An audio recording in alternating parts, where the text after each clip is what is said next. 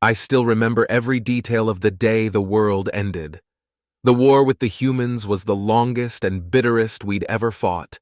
By the time it was over, our fleets were all but wiped out, and half our colonies were devastated. But we didn't see any of that on our homeworld, our beloved Tyrax. The fighting was always somewhere far, far away, across the vast reaches of the galaxy. We saw the trade with the outer colonies dropping off. We saw the messages of condolence being delivered to families of soldiers serving at the front. But that was war, and that had always been war.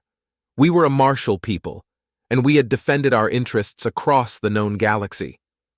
The fighting never reached Tyrax itself, never, and we went about our lives as we always had, confident in the knowledge that the war would always be somewhere beyond the horizon. True, the trade ships dwindled until 9 out of 10 berths in the orbital docks were empty, and the grieving families multiplied until it seemed like everyone knew someone who'd been killed, or captured, or who'd simply disappeared into the void. It seems stupid in hindsight, but still, it never even crossed our minds that we might lose. There were often tough times during war, but that was when we Tyraxians were at our best. When things were darkest, that was when we shined. If the enemy hit us hard, then we'd get up again and hit them back twice as hard. And in the end, the only difference it would make would be that we'd find victory all the sweeter. Tyraxians never backed down. We never gave up. And we certainly didn't make peace with the likes of humans. So it was a shock, to say the least, when our government told us we were going to surrender. Everyone's first reaction was that it couldn't be true. It must be a mistake. Someone had accidentally released a classified worst-case scenario on the main government channel, or some lowly functionary had made typo, and it was actually the humans who were surrendering, or the humans had somehow infiltrated and sabotaged our communication systems. However, over the next day, more and more confirmations were released, until it was no longer possible to pretend that it was just a misunderstanding. They were serious. Our government had come to the conclusion that we had lost the war, and we had no choice but to surrender to the humans. The following hours were surreal, almost dreamlike. Everyone stopped what they were doing. No one went to work or school, and there were many people just wandering through the streets in a daze, with no idea what to do with themselves. How could this happen? We never surrendered, not in 1,000 years and 100 wars. Our military was the best in the galaxy, and the conflict with the humans had started so well. Our first attack had wiped out an entire human fleet, and we'd overrun their nearest colonies before they'd had time to gather more forces. We had every strategic advantage on our side. Besides, no matter what the strategic situation, the humans were our mortal enemies. They had sent weapons and other supplies to the Revenees during our war with them, and their colonies were encroaching further and further into our sphere of influence. They were an evil species, endlessly rapacious, taking anything they could get their hands on and given to torturing and murdering any who opposed them. This couldn't be happening. It couldn't be. And yet it was. As that truth slowly began to dawn on us, the fear set in. The government was talking about the arrival of human occupation forces. We all knew what that meant. We'd all heard the stories that had made it back to Tyrax as they overran our outlying colonies. Mass executions, purging anyone who could possibly offer resistance. Forced labor of the entire population, beatings and torture a daily occurrence, and worse things that weren't even mentioned on government channels yet still spread in whispered rumor. More than a few people committed suicide before the first human even set foot on Tyrax. Better to go out cleanly with honor than be tortured to death in a slave camp. The government prohibited such actions and urged us to endure the unendurable for the sake of future generations.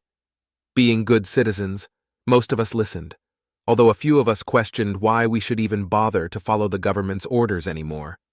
It was a mark of how bad things were that such people were immediately imprisoned. Across the whole planet, there was the sense that things were unraveling. There were a few sporadic protests, some from soldiers, some from civilians, demanding that we continue the war whatever the cost. The government had had the foresight to realize that people wouldn't react well to the surrender announcement, and had stationed troops whose loyalty could be relied upon at key installations. The most serious disturbances were quickly broken up. The rest fizzled out when they saw no one was joining them.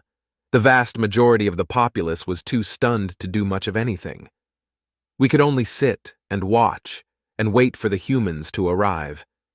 It was, what, maybe a month after the proclamation, the day the world ended, the day we surrendered. The government told us nothing, perhaps hoping to prevent a panic. Then one evening it was announced that the human fleet would arrive in orbit tomorrow. There was no panic, only resignation. If this was the end, then we would meet it bravely, as Taraxians always did. Many said goodbye to their friends and family, then locked themselves away in their apartments to contemplate the sum of their lives before the human death squads began landing. Some of us watched through telescopes as the occupation force arrived in orbit around Tyrax. Their battleships weren't any bigger than ours, but by the ancients, there were a lot of them. I counted more than double the number our largest fleet had fielded at the start of the war. And this was what the humans had after 4 years of fighting. I knew they still had other fleets too, scattered across Tyraxian space, garrisoning captured worlds and hunting down the last remnants of our once mighty military forces. At least now, we knew how we had lost, although that did us little good at this point. The official surrender took place in the empty fighter bay of the human flagship, and was broadcast live on every screen on Tyrax.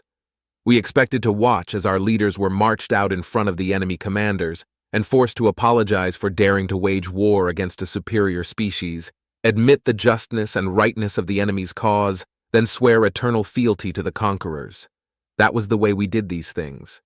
Depending on how vindictive the victors were feeling, the conquered leaders might then be executed. Instead, they were given a pen and told to write their names on a piece of parchment.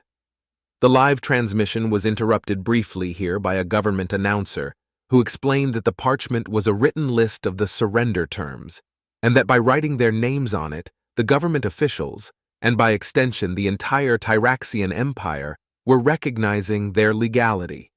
Strange custom. But that's aliens for you.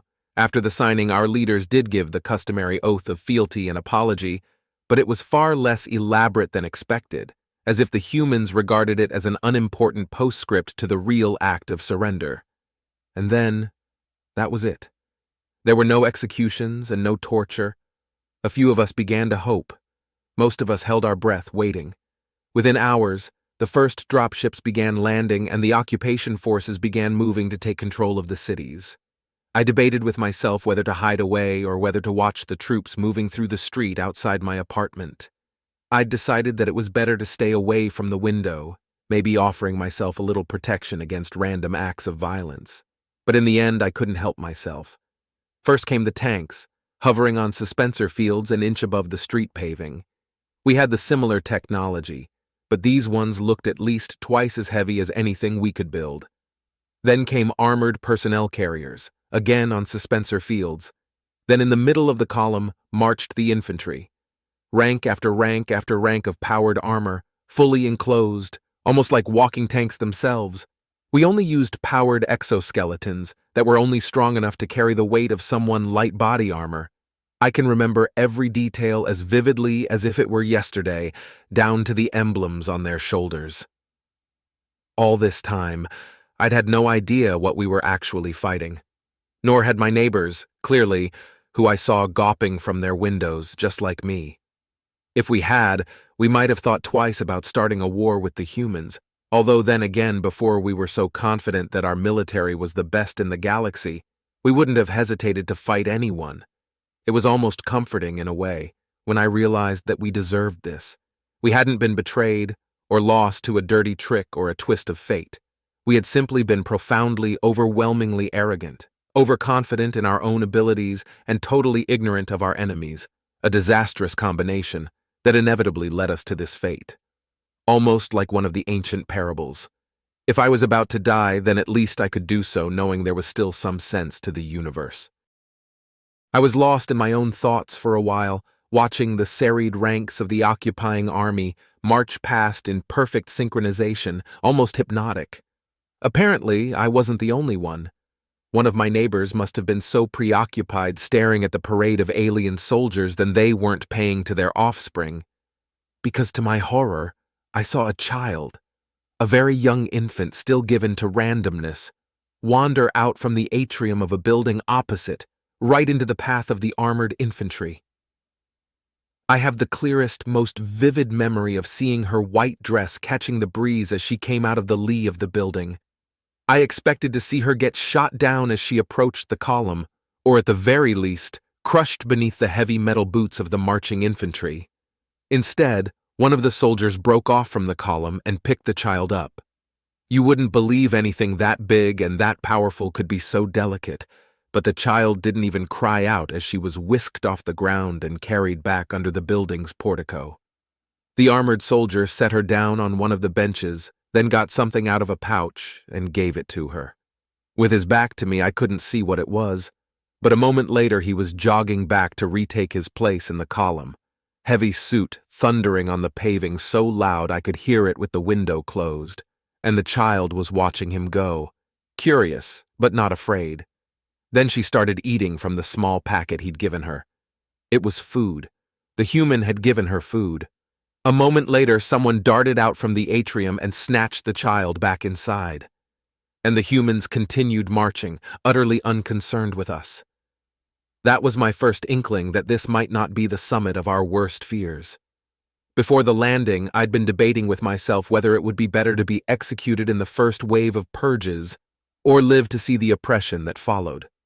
The lack of executions at the surrender ceremony had been a positive sign that the humans weren't planning on an outright genocide, but surely the enforcement of the occupation would be as harsh as it had been in the outer colonies. But the way one soldier treated one little girl? Well, you couldn't always understand the motives of aliens, but at the very least, maybe it was worth living long enough to see how things turned out. Maybe, having seen just how much they outclassed our forces, it was time to start questioning what our government had told us. Maybe the information which had supposedly been reported from the occupied colonies wasn't reliable after all. As the sun set on Surrender Day, the day everything was supposed to end, I had only one thought going round and round in my head. Maybe we'd been wrong about the humans. The occupation forces took control of all the government buildings in my city and set up checkpoints on major traffic routes. I still had a job, as far as I knew, and as a very minor government functionary, I would have to report to the local occupation overseers. I turned up to work the day after the surrender, having braved the security checkpoints, still not entirely sure I wasn't going to be arrested or executed on the spot. Instead, I was told by my line manager to go to my office and proceed with my work as normal, and expect to be summoned to a briefing by the human official in charge of our department at some point during the day.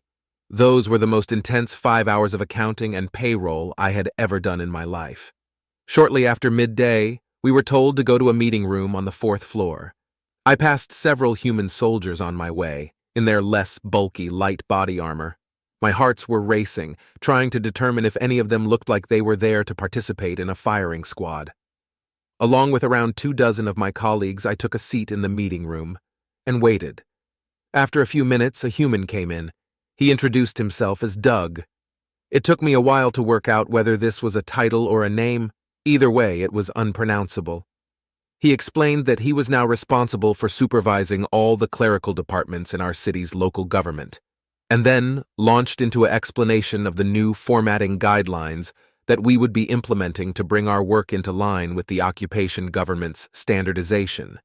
It was long, and it included many graphs and diagrams.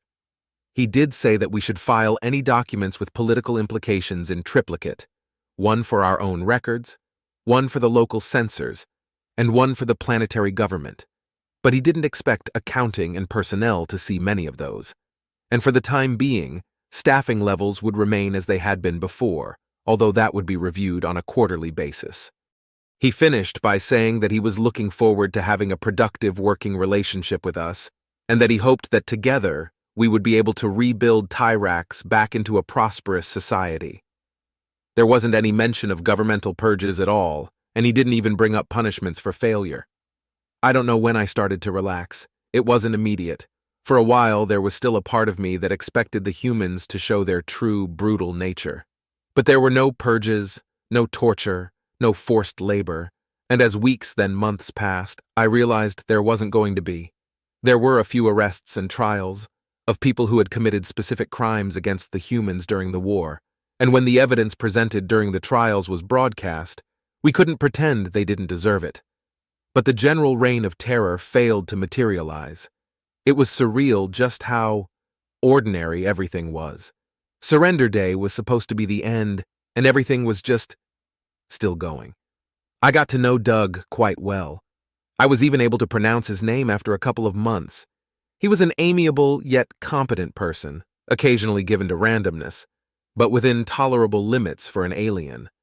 And he showed me more consideration than my Taraxian managers ever had. As far as I could see, most of the humans in the occupation government were like him, and after a while of working together, I would even say I was friends with some of them. One day I realized what I had already known on some level for a while. The surrender hadn't been the end. It was a hard thing to admit. All those millions of lives lost in the war, all that destruction, and the years of hardship. Admitting that it was all for nothing, for a pointless war of imperialistic greed, didn't come easily. But I was surrounded by the proof of it every day, and I couldn't deny what I could see quite plainly all around me. The day the humans arrived wasn't the end of the world. Well, I say that. Maybe it was the end of the old Tyrax. But there would be a new one in its place, and maybe, working with the humans, we could make it a better one.